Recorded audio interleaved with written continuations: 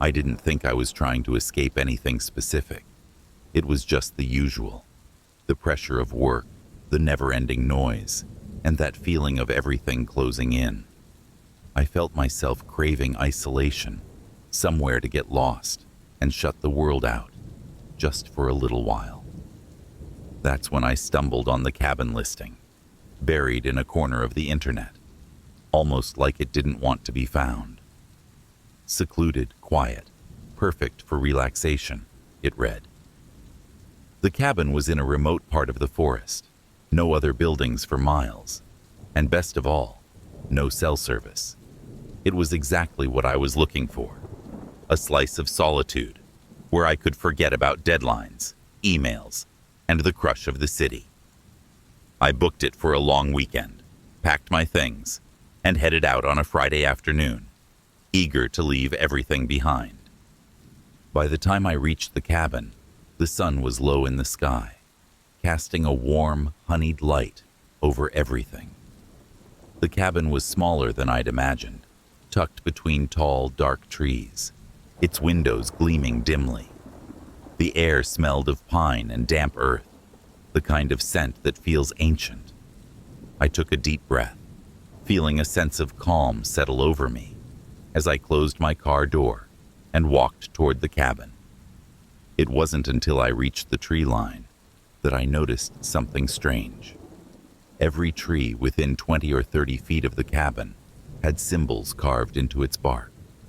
Some were circles, others were jagged lines or strange, twisted shapes that made my skin prickle. The carvings were rough and fresh, the bark around them raw, as if someone had made them recently.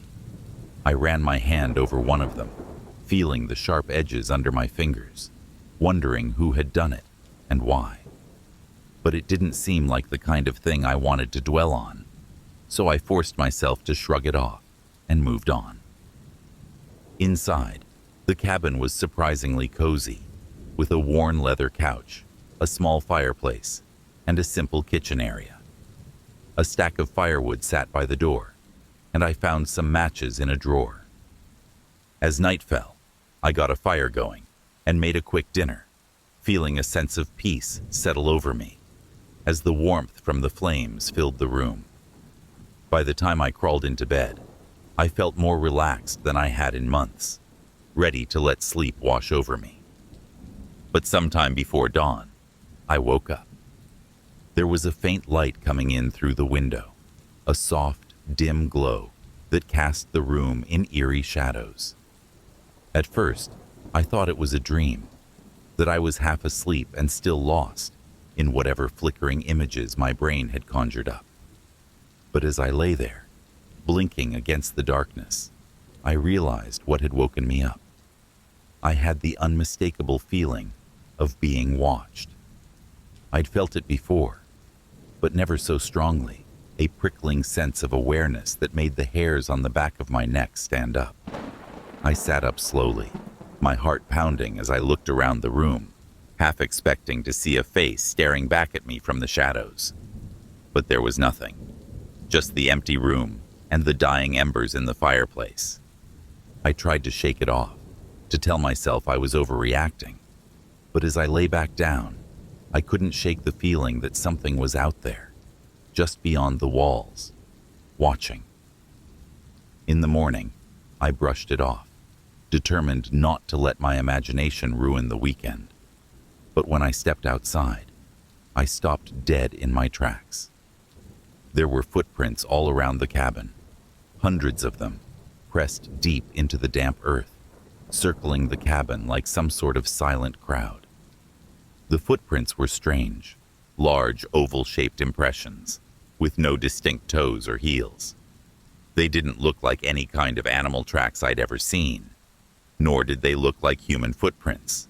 They were just wrong. I walked around the perimeter, examining the tracks. Each one was facing inward, all pointing toward the cabin, as if something had surrounded the cabin in the night and stood there, staring, watching. I told myself it was probably just a weird coincidence, that maybe the soft ground had caused some kind of strange effect. But as I looked closer, I noticed something else. The footprints weren't just around the cabin. They were closer than that. They led up to the windows, clustering near the glass, as if something had been standing right outside, peering in. A chill ran down my spine, but I forced myself to stay calm. It was just a prank, I told myself. Some kids messing around. I tried to brush it off and went about my day, hiking through the woods and exploring the area. But the sense of unease lingered, a quiet dread that followed me with every step. That night, as I lay in bed, I found myself listening to every creak and groan of the cabin. The sense of being watched had returned, stronger than ever, pressing down on me like a weight. I closed my eyes, willing myself to sleep, but my mind kept replaying images of those strange footprints, of the silent watchers standing just outside, waiting. At some point in the night, I must have drifted off, but it didn't last long. I woke up to a sound, a soft, rhythmic tapping coming from the window. My heart raced as I sat up, staring at the darkened glass. The tapping was faint, but steady, like someone gently tapping their fingers against the glass, testing it. I tried to tell myself it was just a branch brushing against the window, but I couldn't shake the feeling that something was out there, something that had been waiting all night. I got up slowly, my legs trembling as I moved toward the window. The tapping stopped, but the feeling of being watched was stronger than ever, pressing against me from the darkness. I couldn't bring myself to open the curtains. Instead, I backed away, heart pounding, and spent the rest of the night on the couch, staring into the dying fire and listening to every sound, every rustle of leaves, every faint creak of the cabin. Morning couldn't come fast enough. When dawn finally broke, I ventured outside again, desperate to see if the footprints were still there. To my horror, they were, and they were closer than ever. The strange oval shapes clustered near the door, thick and overlapping, as if whatever had been out there had spent hours standing just outside, waiting. I couldn't take it anymore. I grabbed my things, threw them into my bag, and bolted for my car. As I reached the edge of the clearing, I felt a sudden chill, a prickling sense of dread that stopped me in my tracks. I turned, and there, hanging from a low branch, was a scrap of fabric. My own shirt, torn and frayed. I hadn't left the cabin in that shirt. I'd been wearing it when I went to bed. The realization hit me like a punch to the gut, and I stumbled back, barely able to keep from screaming. My hands were shaking as I fumbled for my keys, my heart pounding as I climbed into the car and slammed the door. I didn't look back as I drove away, the cabin shrinking behind me as I tore down the dirt road, desperate to put as much distance between myself and those woods as possible. When I finally reached the edge of the forest, I felt a sense of relief so profound it brought tears to my eyes.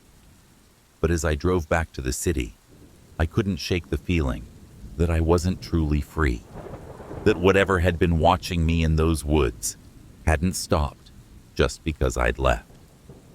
The feeling of being watched followed me home, a constant quiet presence that lingered just out of sight. At night, I'd lie awake, listening for that soft, rhythmic tapping, waiting for the whisper of something just beyond the edge of the light. I never went back to that cabin. But sometimes, in the dead of night, I'd wake up with that same feeling, the prickling awareness that something was watching, waiting, just beyond the window. And every so often, when I step outside, I see them. Faint, oval-shaped footprints pressed into the ground, all facing toward my apartment, as if the watchers from the woods had finally found their way home.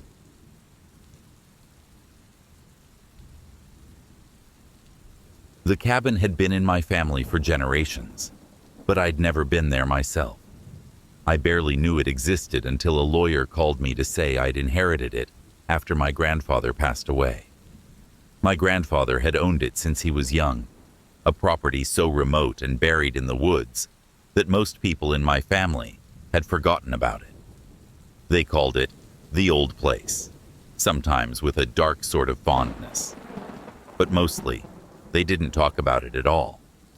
I'd been stressed for months, caught in the relentless grind of work and city life. So the thought of a quiet weekend in a secluded cabin sounded like the perfect escape. No one knew exactly how to get there, but after some digging, I found a battered old map among my grandfather's things, along with a handwritten note. The quiet is like nothing else in the world. The note felt almost like a warning, but I shrugged it off. I needed some peace, and this seemed like a perfect opportunity to reconnect with my family roots. The drive to the cabin took me hours, winding down narrow dirt roads and through dense, ancient forests. By the time I arrived, the sun was already setting, casting a dim golden light through the trees. The cabin itself looked every bit as old as I'd imagined, a small, squat building with dark, weather-beaten wood and windows that gleamed faintly in the fading light. The silence here was profound, almost unsettling, as though the woods were holding their breath. Inside, the cabin smelled of dust and wood smoke, a scent that made me think of old stories and forgotten memories. The furniture was sparse but functional, a bed in one corner, a small wood-burning stove, a few chairs, and a heavy, worn table. There was a large old mirror on one wall, the glass cloudy with age. I ran a hand along the rough wood of the table, feeling a strange sense of comfort, like this place was waiting for me, had always been waiting for me. After unpacking my things, I settled into a chair by the fire with a book, letting the quiet seep into me. As night fell, the cabin felt more and more like a world unto itself, a place suspended in time, untouched by the modern world. It wasn't until late that night, just as I was drifting off to sleep, that I heard the first whisper. At first, I thought it was the wind, a soft rustling sound coming from somewhere in the walls. But as I lay there, listening, I realized it wasn't random noise. It was a voice, faint and indistinct, as though someone were whispering just out of earshot, hidden somewhere within the walls of the cabin. I sat up, heart pounding, straining to hear. The voice was too quiet to make out any words, just a low murmur that seemed to ebb and flow, almost like a conversation. It stopped abruptly when I stood up, leaving me alone in the dark, the silence pressing in around me. I told myself it was just the old wood settling, a trick of acoustics, and tried to ignore the nagging chill that had crept over me. But as the night wore on, the whispering continued. Sometimes it was faint, barely audible, just a soft, insistent murmur in the background. Other times, it was louder, more distinct, as though whoever, or whatever, was speaking was standing just on the other side of the wall, inches away. I moved from room to room, pressing my ear to the walls, but no matter where I listened, the voice was always just out of reach, as though it were moving, slipping through the walls like smoke. I finally managed to fall asleep in the early hours of the morning, my dreams filled with dark, flickering images and the sound of someone whispering secrets I couldn't understand. When I woke up, sunlight was streaming through the windows, and the cabin felt warm and comforting again. I tried to convince myself that the whispering had been nothing more than a dream, a product of my overactive imagination and the cabin's unsettling isolation. But as the day went on, I couldn't shake the feeling that I wasn't alone. Every now and then, I'd catch a glimpse of movement out of the corner of my eye, a shadow passing just beyond the edge of my vision.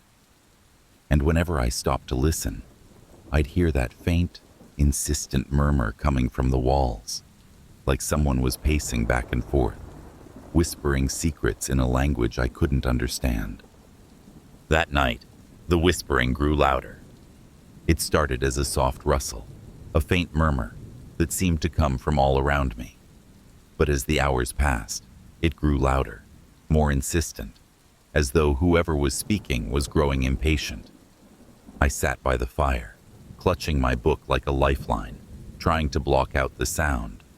But it was everywhere, pressing in on me from all sides. Finally, I couldn't take it anymore. I stood up, my pulse racing, and shouted, "Who's there? What do you want?" The whispering stopped abruptly, leaving a silence so complete it felt like the cabin itself was holding its breath. I waited, heart pounding, straining to hear any sound. But the silence stretched on, heavy and unbroken, and I began to feel foolish, embarrassed at my own outburst. I was about to sit back down when a single word drifted through the silence, faint but unmistakable. "Please." The voice was soft, pleading, and heartbreakingly sad, as though whoever was speaking had been trapped for a very long time, waiting for someone to hear them. "Please," it repeated, closer this time, the word echoing through the walls like a ghostly refrain. I took a step back, my skin crawling as the voice continued, growing louder, more desperate. "Please, let us out." I backed away, my heart hammering, as the voice shifted, growing darker, the pleading edge turning into something else, something hungry. I bolted for the door, hand shaking as I grabbed the doorknob and yanked it open. But the moment I stepped outside, the whispering stopped. The woods were silent again, the only sound the faint rustle of leaves in the wind. I felt an overwhelming urge to leave, to run as far from the cabin as I could. But some strange part of me was rooted to the spot, compelled to go back inside, to understand what I'd just heard. Against my better judgment, I returned to the cabin, closing the door behind me. The whispering started up again almost immediately, soft and insistent, growing louder with each passing moment. I pressed my hands to my ears, trying to block out the sound, but it was everywhere, vibrating through the walls, filling the air with a thick, oppressive weight. Finally, I couldn't take it anymore. I stumbled to the far side of the cabin and yanked at one of the loose floorboards, desperate to find the source of the sound. The board came up with a creak, revealing a narrow, dark crawl space beneath the cabin. Inside the crawl space, there was a small, leather-bound book, dusty and worn with age. I reached down, fingers trembling, and opened it. The pages were filled with strange symbols, scrawled in a frantic, looping script. But near the end, the symbols shifted, turning into words I could understand. The cabin feeds on isolation. It consumes those who are alone, drawing them in, swallowing them whole. The words sent a chill through me, and I dropped the book, backing away from the crawl space. The whispering had grown louder, filling the cabin with a dark, hungry sound, like 1,000 voices calling out at once. I ran to the door, yanking it open and stumbling into the night, my heart pounding as the whispering rose to a deafening crescendo, filling the air with a sound that was both pleading and furious. I didn't stop running until I reached my car, the cabin shrinking behind me as I sped down the narrow dirt road. I didn't look back. I made it home by morning, exhausted and shaken, but relieved to have escaped that cursed place. But as the days passed, I began to notice something strange. At night, in the quiet moments just before sleep, I'd hear a faint whisper coming from the walls, calling my name. It's been weeks now, and the whispering hasn't stopped. It's growing louder, more insistent, filling my apartment with a soft, desperate murmur that follows me from room to room. Every night, I hear them, those trapped voices, pleading, whispering, begging me to let them out. But I know now that I can't, that once you hear the voices, they're part of you. And no matter where you go, no matter how far you run, the voices will follow.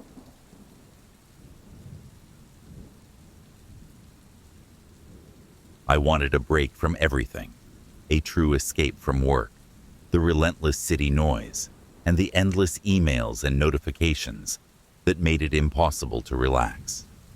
I figured a solo trip to a secluded cabin would be the perfect answer. I found one that seemed ideal, miles from the nearest road, no Wi-Fi, no cell service, a little pocket of isolation in the middle of nowhere.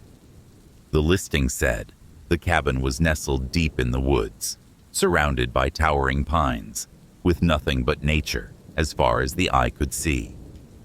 That's exactly what I wanted. I packed everything I thought I'd need, food, firewood, books, and a few basic supplies, and headed out on a Friday morning. It took hours to drive there, winding through dense forest and narrow dirt roads that seemed to grow darker and more foreboding the further I went.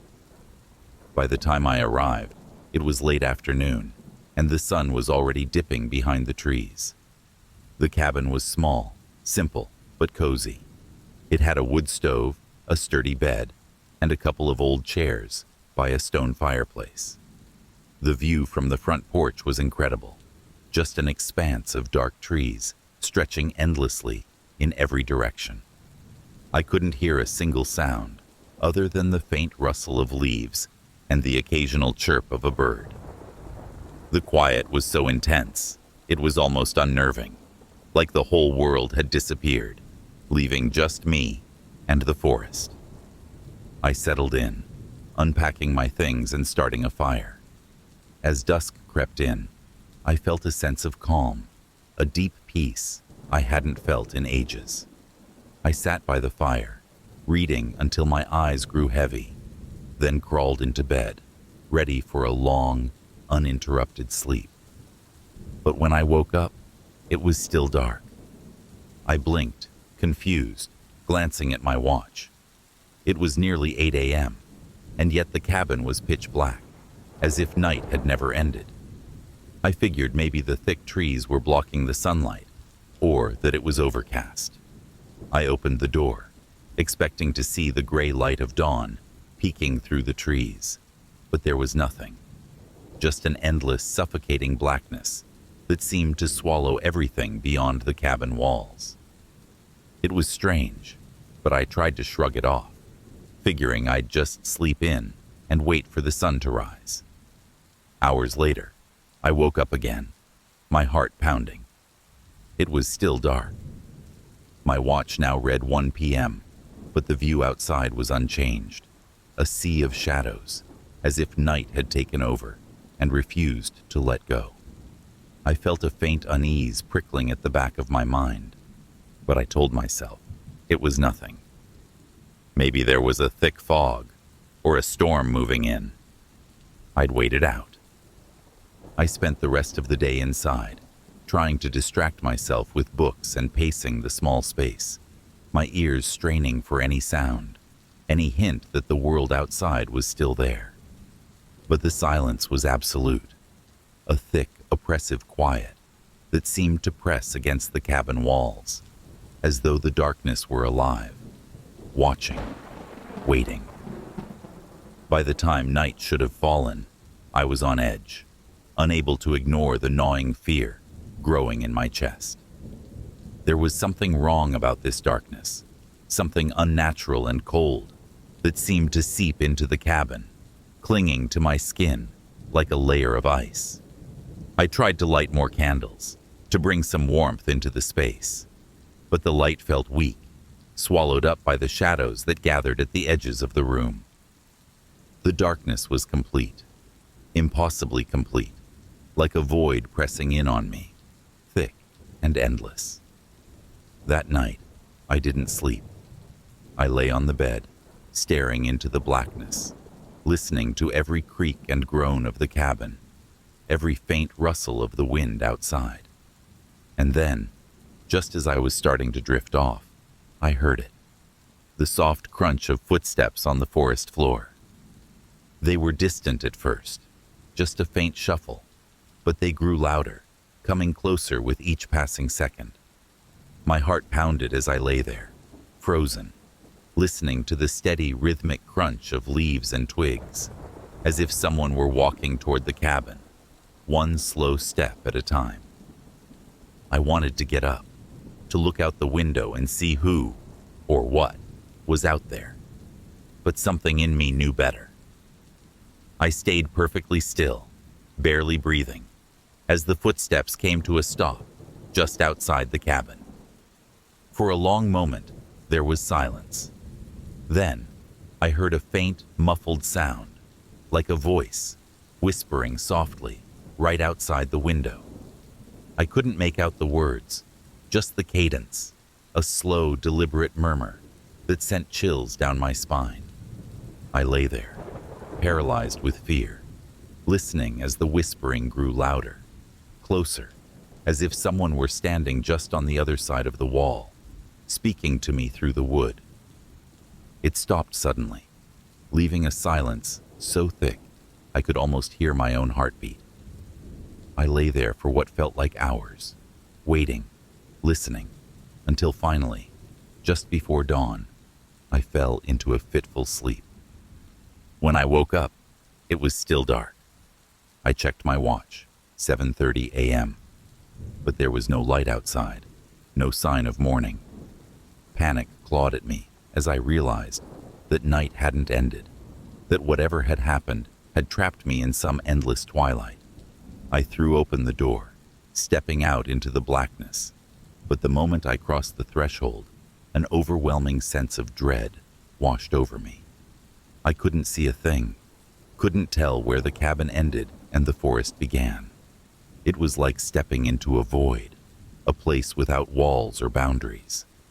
I retreated back inside, slamming the door behind me. My heart raced as I tried to calm myself, but the darkness felt like it was closing in, thick and suffocating. I checked my supplies, running through my food and firewood, realizing with a sinking feeling that I only had enough to last a few days.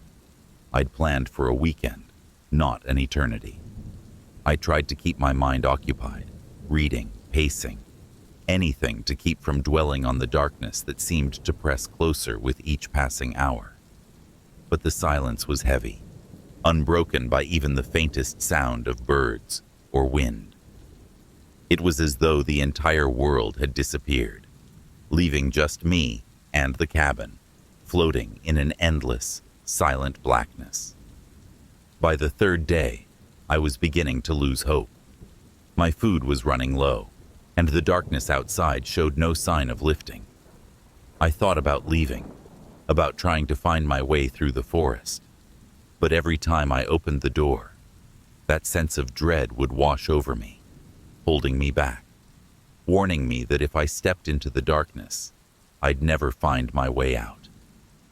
That night, as I sat by the dying fire, I heard the footsteps again. This time, they were louder, faster, as though someone, or something, was circling the cabin. I could hear them moving from window to window, pacing around the walls, whispering in that same soft, insistent voice, like a chant. I pressed my hands to my ears, trying to block out the sound, but the voice grew louder, echoing inside my head, filling the cabin with its dark, hungry whispers. And then, as I sat there, trembling, the voice shifted, forming words I could understand. "Come outside," it whispered, the words slipping through the walls like smoke. "Come outside and join us." I stumbled back, my hands shaking, as the voice continued, calling to me, beckoning me to step into the darkness. I knew deep down that if I left the cabin, I'd never find my way back, that I'd be lost in the shadows forever, swallowed up by whatever lay out there in the blackness.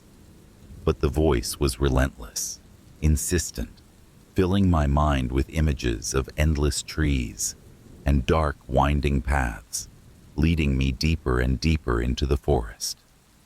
I closed my eyes, pressing my hands to my ears, but the voice was inside me now, a dark, unshakable presence that seemed to pulse with every beat of my heart.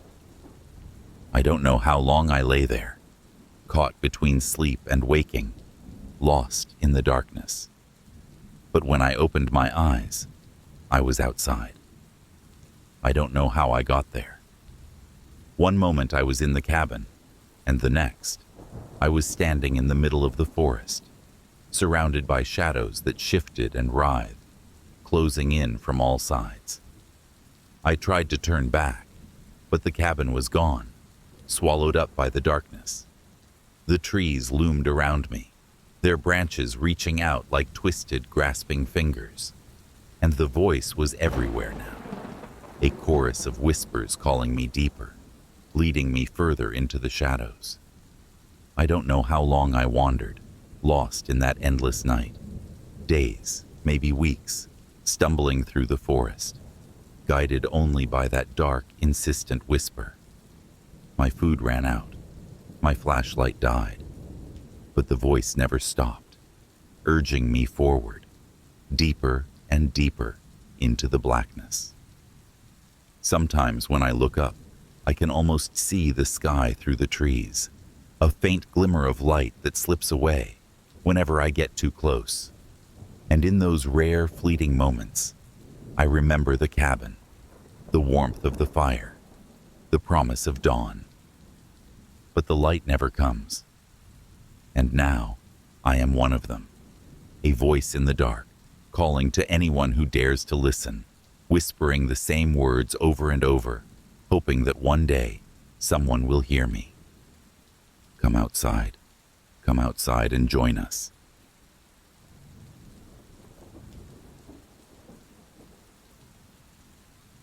My partner and I had been looking forward to our anniversary trip for months. We wanted somewhere quiet, somewhere to unwind without the buzz of city life, and found a secluded cabin in the woods that looked perfect. It was advertised as private and peaceful, tucked far from the nearest road, surrounded by towering trees and wild landscape. It was everything we'd wanted, a chance to escape from everything, just the two of us, without another person in sight. The first day felt like a dream. We arrived just as the sun was setting, casting a golden glow over the trees. The cabin was rustic but charming, with a stone fireplace, a cozy little kitchen, and large windows that looked out over the forest. There was even a small creek running nearby, its gentle trickle the only sound, breaking the perfect silence of the woods. After we unpacked, we started a fire, made dinner, and sat together, talking and laughing as the night settled around us. There was a calm in the air, a stillness that wrapped around the cabin like a blanket. But as the fire died down and we prepared for bed, I noticed something strange. The bathroom mirror looked off. It was old, with a slightly warped frame and glass that had probably seen decades of wear. But there was something else. Every time I looked into it, I had this strange feeling that something was different, that my reflection wasn't quite right. I couldn't pinpoint why.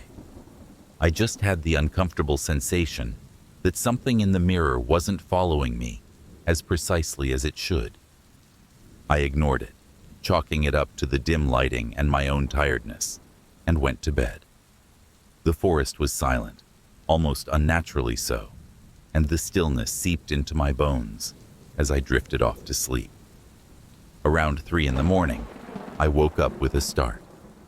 The cabin was silent, the air thick and oppressive, as if the whole world were holding its breath. I glanced over at my partner, fast asleep, and tried to relax, but something felt wrong. I had the overwhelming sensation that someone, or something, was watching me. I sat up, my heart pounding, and looked around the room. The shadows stretched and shifted in the dim light, pooling in the corners, and for a second, I thought I saw movement. I told myself it was just my mind playing tricks on me. But as I lay back down, I caught a glimpse of the bathroom mirror through the open door, and my reflection. The light was faint, just enough for me to see the silhouette of my own figure in the mirror. But there was something wrong about it. I squinted, trying to make sense of what I was seeing, and felt a chill creep down my spine. My reflection wasn't lying down as I was. It was sitting up, staring directly at me. I blinked, rubbed my eyes, but the figure in the mirror didn't change. It stayed there, eyes locked on mine, unmoving, unblinking. I felt paralyzed, a cold sweat breaking out on my skin as I stared at it. It didn't feel like I was looking at my own reflection. It felt like I was looking at a stranger, someone who was waiting, watching, with a slight twisted grin playing on their lips. I wanted to scream, to wake my partner, but I couldn't move. I could only watch as the reflection slowly, deliberately raised one hand and placed it against the glass. The fingers were long, almost too long, stretching toward me with a strange, hungry intent. And then, just as suddenly as it had begun, it stopped. My reflection lay back down, mirroring my own position, as though nothing had happened. I barely slept the rest of the night, and when dawn finally came, I got up, desperate to shake the memory of what I'd seen. My partner noticed my unease, but I brushed it off, telling him it was nothing. I didn't want to ruin the trip over something so absurd. But the feeling lingered, a knot of anxiety that gnawed at me with every passing hour. Later that day, while my partner was out gathering firewood, I found myself drawn to the bathroom mirror. I didn't want to look at it, didn't want to confront whatever was in there. But some part of me felt compelled, as if it were calling to me.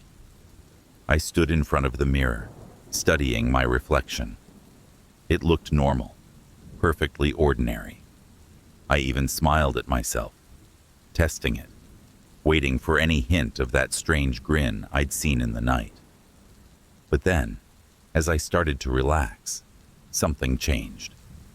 I felt the hairs on the back of my neck stand up as my reflection's eyes shifted, just a fraction of a second, too slow. My mouth dropped open, and so did the reflection's, but its expression was off, a fraction of a second behind mine, like it was struggling to keep up. My heart hammered as I reached out, my fingers brushing against the cool surface of the glass. The reflection did the same, but I noticed something horrifying. Its fingertips were slightly out of sync with mine, pressing against the glass half a second after I did. I stumbled back, a wave of nausea washing over me. It wasn't a mirror. It was something else. Something wrong. Something that was watching me from the other side. I slammed the bathroom door shut, my hands shaking as I tried to calm myself. I told myself it was stress, just a trick of the light, maybe some leftover fear from last night. But deep down, I knew something was horribly wrong. That night, I tried to tell my partner about it. He listened, trying to reassure me, but I could see the doubt in his eyes, the faint hint of worry that maybe I was losing it. He told me it was just an old mirror, a trick of perception, nothing to be afraid of. But I could tell he didn't fully believe me. We went to bed, but sleep didn't come easily. I lay there, staring at the ceiling, dreading the thought of waking up to that twisted reflection again. Sometime in the middle of the night, I opened my eyes, and there it was, the figure in the mirror, sitting up, staring directly at me. This time, I didn't freeze. I sat up, my fists clenched, determined to confront it, to prove that it wasn't real. But as I stood, the figure stood as well, mirroring my every move with a dark, eerie precision. I took a step toward the bathroom, and it did the same, its eyes locked on mine, that twisted smile creeping across its face. I reached the door, my heart pounding, and slowly, carefully, I opened it. The mirror was empty. I stood there, my breath coming in short, panicked gasps, staring into the glass. But there was nothing, just my own face, pale and shaken, looking back at me. I told myself it was over, that I'd imagined it. But as I turned to leave, I caught a glimpse of something in the corner of the mirror's frame. My reflection, standing there, grinning that dark, twisted grin, even as I walked away. I slammed the door and backed into the bedroom, my mind racing, trying to make sense of what I'd just seen. I looked over at my partner, fast asleep, blissfully unaware of the horror unfolding just a few feet away. And that's when I heard it. A soft, faint whisper coming from the other side of the wall. It was my own voice, murmuring quietly, just loud enough for me to hear. "Let me take your place," it said, the words dripping with malice, with a dark, hungry desperation that sent chills down my spine. I froze, my heart hammering as the whispering grew louder, filling the room with that dark, twisted echo. "Let me take your place," it repeated over and over, the voice rising to a fever pitch, filling my ears, drowning out my own thoughts. I stumbled back, clutching my head, desperate to escape the sound. And then, as suddenly as it had started, the whispering stopped. I glanced at the mirror, half expecting to see my reflection standing there, watching me with that same cruel smile. But the mirror was empty, the glass clear and still. The next morning, I packed our bags, telling my partner we had to leave. I didn't explain, didn't try to convince him. I just knew, deep down, that if I stayed in that cabin another night, I wouldn't leave at all. As we drove away, I looked back one last time, catching a glimpse of the cabin through the trees, and in the window, just barely visible, I saw it, my own reflection, standing there, watching me go, with that dark, twisted grin. It raised a hand, waving goodbye, as if to say, "I'll be waiting." Even now, back home, I can't shake the feeling that something's wrong. Every time I look in the mirror, I half expect to see that twisted smile, those dark, unblinking eyes staring back at me. And sometimes, just for a fraction of a second, I do. I'm never sure if it's real or if it's my own mind playing tricks on me. But one thing's for certain. Whatever was in that cabin, it hasn't let go. It's still watching, waiting, just on the other side of the glass, biding its time until the day it can finally take my place.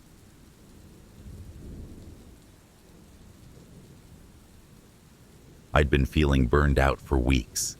Everything in the city felt loud, suffocating, like I was drowning in the constant noise and pressure. So when I found the listing for a remote cabin, deep in the forest, it felt like fate. The photos showed a small, cozy place surrounded by dense trees, promising miles of silence. I imagined nights by the fire, uninterrupted sleep, the kind of peace I'd been craving for months. The drive was longer than I'd expected, the narrow dirt road winding through endless forest, the trees pressing in closer the deeper I went. By the time I arrived, the sun was just dipping below the horizon, casting the cabin and its surroundings in shades of deep blue and gold. The building was simple, weathered, with a small porch and a single light glowing in the front window. It looked like it had been there for decades, untouched and waiting. The quiet was immediate and absolute. No rustling, no distant traffic, not even the sound of birds. Just stillness, as if the forest itself were frozen. It was eerie, but also comforting. Exactly what I thought I needed. I unpacked, got a fire going, and tried to settle in. The night stretched on peacefully, and by the time I went to bed, I felt a calm I hadn't felt in ages. But that first night, I was woken by a sound. At first, I thought it was a dream. A soft tapping, so faint it barely registered. I lay there, blinking in the dark, trying to orient myself. The cabin was pitch black, only the faintest sliver of moonlight filtering through the trees outside. And then, I heard it again. It was coming from the front door, a soft, rhythmic knock, like someone tapping their knuckles lightly against the wood. It was so quiet, so tentative, like whoever was on the other side was barely touching the door. I sat up, my heart pounding. It was well past midnight. No one else was supposed to be out here. I slid out of bed, moving slowly toward the front door. The knocking continued, each tap sending a shiver down my spine. When I finally reached the door, I hesitated, my hand hovering over the knob. I was afraid to open it, afraid of who, or what, I might find waiting outside. I glanced through the small window by the door, and my breath caught in my throat. 2 girls stood on the porch, facing the door. They looked to be around 12, maybe 13, identical in every way. Pale skin, long dark hair hanging limply around their faces, blank, expressionless eyes that seemed to pierce the darkness. They were dressed in long white nightgowns, loose and worn, the fabric hanging from their thin frames like old, discarded sheets. They didn't move, didn't blink, just stared, their faces bathed in the faint glow of the porch light. I couldn't tear my gaze away from them, my heart hammering in my chest as a chill crept over me. They looked out of place, almost like they'd stepped out of a different time, a different world. Then, one of the girls tilted her head, just slightly, her eyes never leaving the door. And then, in perfect unison, they took a step closer, pressing their faces up to the glass, their eyes fixed directly on mine. A surge of terror gripped me, but I was frozen in place, caught in their gaze. They didn't move, didn't make a sound, just stood there, inches from the glass, their faces empty, their eyes dark and hollow. Finally, one of them raised her hand and pressed it against the glass, her palm pale and cold-looking, the fingers long and delicate, almost translucent. The other girl followed suit, and soon both of them stood there, hands pressed to the glass, staring. And then, in a soft, whispering voice that seemed to seep through the door itself, they spoke. "Please, let us in." The words sent a chill down my spine, a cold dread that seemed to settle into my bones. I couldn't answer, couldn't move, just stood there, my hand still hovering over the doorknob as they waited, their faces expressionless. "Please, we're so cold," they whispered, their voices blending together, almost like an echo, as if they shared a single voice. "Let us in." I stumbled back, my hands shaking, and shook my head, my heart pounding. Somehow, I knew that if I opened that door, something terrible would happen, something I couldn't undo. I backed away, never taking my eyes off the door, watching as they pressed closer, their faces inches from the glass, their dark, empty eyes locked on mine. And then, without warning, they stepped back, their hands falling to their sides. They turned in unison, walking slowly down the porch steps and into the darkness, their pale figures vanishing into the trees like shadows. The rest of the night, I sat by the fire, every creak of the cabin sending a jolt of fear through me. I kept glancing at the door, half expecting to see them standing there again, their faces pressed against the glass, waiting. But the night passed without incident, and by morning, I began to convince myself that I'd imagined the whole thing, that it had been a dream brought on by exhaustion and isolation. But that day, I couldn't shake the feeling of being watched. I kept glancing over my shoulder, half expecting to see someone standing just beyond the trees, hidden in the shadows. The silence of the forest, which had seemed so peaceful when I'd first arrived, now felt oppressive, as though the trees were holding their breath. As night fell, I forced myself to go to bed, though I kept the light on, unable to face the dark. For hours, I lay there, staring at the ceiling, listening to every tiny sound, every shift in the wood. And then, sometime after midnight, I heard it again. The soft, rhythmic knock on the door. I sat up, heart pounding, staring at the door, knowing what I would see if I looked through the window. But I couldn't ignore it. The knocking was steady, deliberate, each tap filling the cabin with a sense of dread that seemed to thicken the air. Finally, I forced myself to look out the window. They were there, standing on the porch, their faces expressionless, their hands at their sides, their eyes fixed on the door. They didn't move, didn't blink, just stood there, waiting, as though they'd never left. I felt a wave of nausea, a deep primal terror that seemed to freeze me from the inside out. I wanted to scream, to run, but I was rooted to the spot, unable to look away from those dark, hollow eyes. And then, slowly, they raised their hands again, pressing them flat against the door, their fingers splayed. "Let us in," they whispered, their voices soft, barely more than a breath. "Please, let us in." I backed away, my heart racing, as they continued to whisper, their voices filling the cabin with a dark, haunting echo that seemed to seep into the walls, into my mind.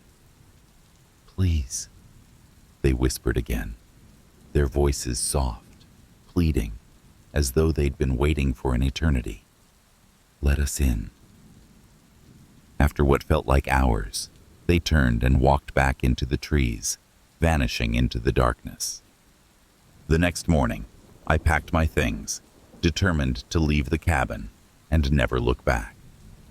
But as I reached the car, I glanced back at the porch, and my heart skipped a beat.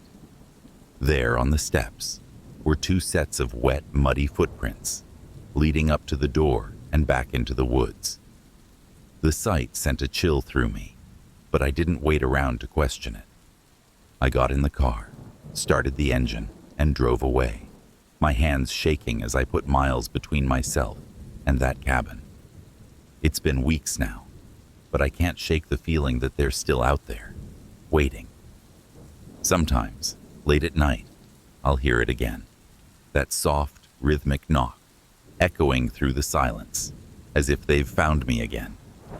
And every time, I lie there, frozen, as their voices whisper through the darkness, "Let us in." And I know deep down that one day they'll be waiting right outside my door, their faces pressed against the glass, and I'll have to face them again, the girls who never left, still waiting, still watching, still cold. I thought leaving the cabin would be the end of it, that whatever I'd experienced there would stay buried in those dark woods, fading away like a bad dream. For the first time in days, I felt free, as though I'd escaped some terrible fate that had almost trapped me. But it didn't take long to realize that the feeling hadn't left. That night, Back in the safety of my own apartment, I tried to convince myself it was over. The comforting, familiar sounds of the city filtered through my window, the low hum of distant traffic, and the occasional wail of a siren.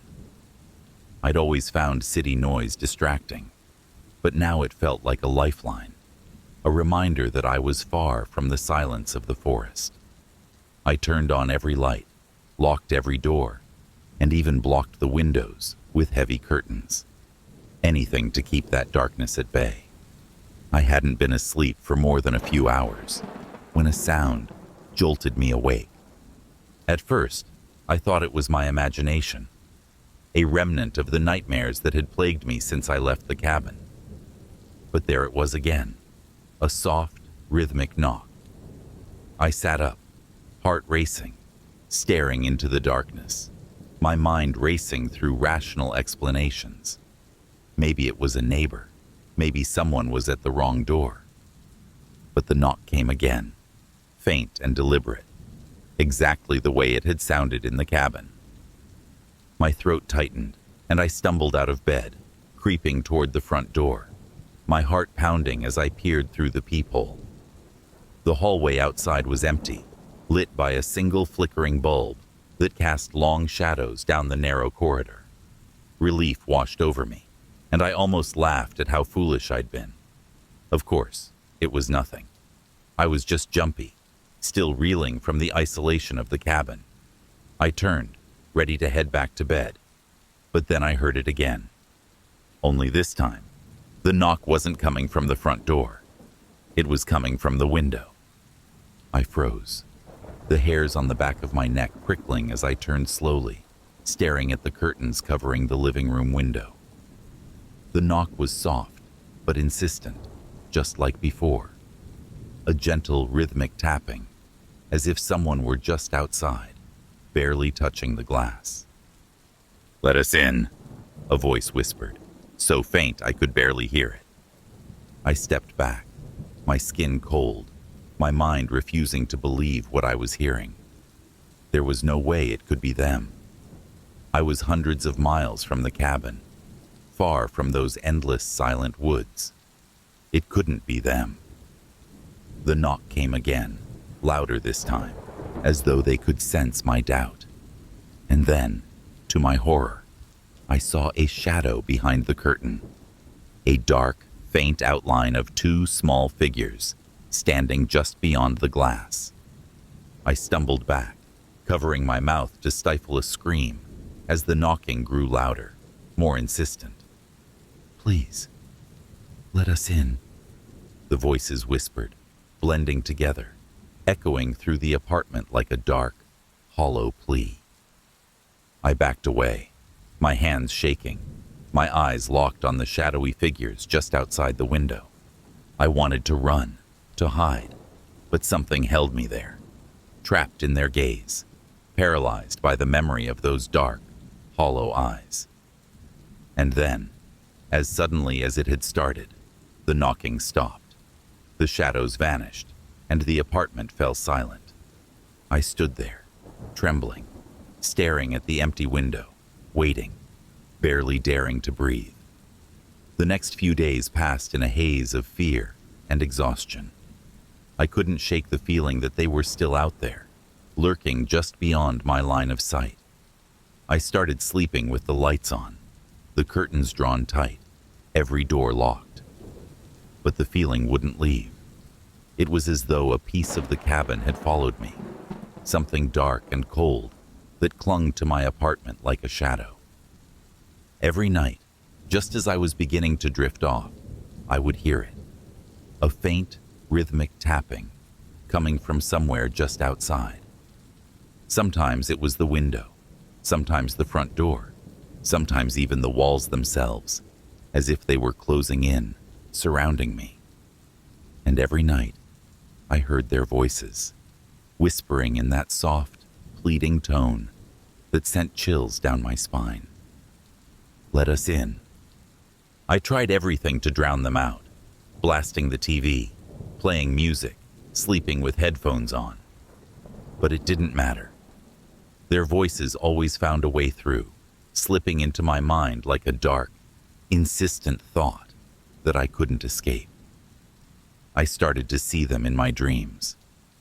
Every night, I was back in the cabin, staring out the window, watching as they emerged from the trees, their faces pale and expressionless, their dark eyes fixed on me. They would walk slowly up to the door, pressing their hands against the glass, whispering in that haunting, hollow tone. "Let us in." One night, I woke up drenched in sweat, convinced I'd heard them again. I sat up, heart racing, straining to listen. The apartment was silent, the only sound the faint hum of the refrigerator. I forced myself to relax, telling myself it was just a dream, just a figment of my exhausted mind. But as I lay back down, I felt something cold, an icy breath against my ear, so close I could feel the chill sinking into my skin. "Please, we're so cold. Let us in." I bolted upright, scrambling out of bed, my skin prickling with fear. I flicked on every light, frantically searching the apartment, half expecting to see them standing in the hallway, waiting. But there was no one there. Just empty rooms, bathed in the harsh, artificial glow of the lights. I couldn't take it anymore. I packed a bag, throwing in only the essentials, and left. I didn't know where I was going, just that I needed to get away, to put as much distance between myself and that apartment as possible. I drove for hours, my mind racing, every shadow on the road making my heart pound. I ended up at a small motel on the outskirts of town, a run-down, dingy place with faded wallpaper and a single flickering light over the front desk. It wasn't much, but it was enough. I just needed somewhere to hide, somewhere they couldn't reach me. That night, I lay in the unfamiliar bed, staring at the ceiling, listening to the faint sounds of the motel, footsteps in the hall, the hum of the old heater, the occasional car passing by. For the first time in weeks, I felt almost safe. The voices finally silent, the tapping nowhere to be heard. I drifted off, letting myself relax, telling myself it was over. But sometime after midnight, I woke up to a sound. It was soft, almost imperceptible, but unmistakable. A gentle, rhythmic knock, coming from the door of the motel room. My blood ran cold as I sat up, staring at the door, my hands shaking. The knock came again, each tap slow and deliberate, echoing through the silence like a dark, insistent pulse. I wanted to ignore it, to pretend I hadn't heard. But something compelled me, something dark and curious that I couldn't resist. I crept toward the door, my heart pounding, and pressed my ear to the wood. "Let us in," a soft voice whispered, barely more than a breath. "Please, we're so cold." I stumbled back, terror clawing at my chest, as the knocking continued, louder now, each tap filling the room with that suffocating dread. I backed away, my eyes locked on the door, watching as the shadows beneath it shifted, as if someone were standing just outside, waiting. The knocking stopped, and for a brief, terrifying moment, the silence stretched on, thick and heavy. And then, in the stillness, I heard it, faint, barely audible, but unmistakable. "We'll always find you." A chill settled over me, a cold, sinking realization that I couldn't escape them, no matter how far I ran. They were with me now, bound to me, like shadows that clung to the darkness. And no matter where I go, no matter how many doors I lock, I know one thing for certain: they'll never stop waiting.